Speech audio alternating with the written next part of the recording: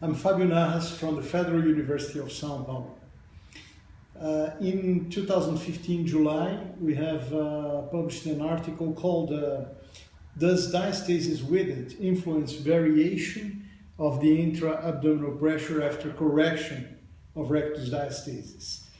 The most important finding of this paper is that there is not a direct correlation between the width of diastasis and the intra-abdominal pressure after the plication of the rectus muscle. So that means that the degree of laxity of the abdominal wall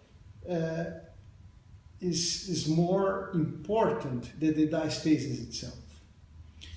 So what can I recommend to the colleagues when correcting this layer during abdominoplasty? I believe that we should do a more comprehensive correction rather than do just the plication. I think we do have to do the plication, but also whenever you have more laxity than that, you should do some plications in the external oblique muscle aponeurosis. So what we do the L plications that I have described in 2001, and that's a more comprehensive correction of the whole abdominal deformity. Now, what is next?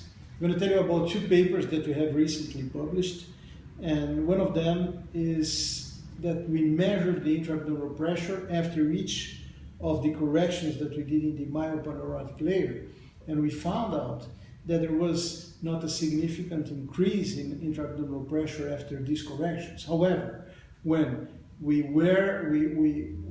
put the garment, the compressive garment in the patient, there was a threefold increase in the intra-abdominal pressure.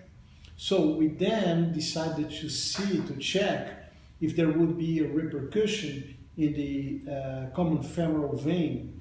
So we did another study using Doppler, color Doppler, to evaluate if there was a decrease in flow in this vein after wearing the garments. And we found out that there is a 30% decrease in flow, in blood flow in this vein after placing these garments.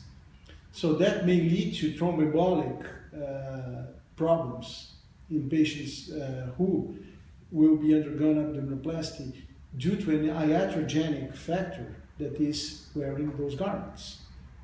Now, what is next? We're doing a randomized clinical trial with patients wearing these compressive garments and another group when patients are not wearing those garments. Hopefully by the end of this year, I'm going to bring you some results. Thank you.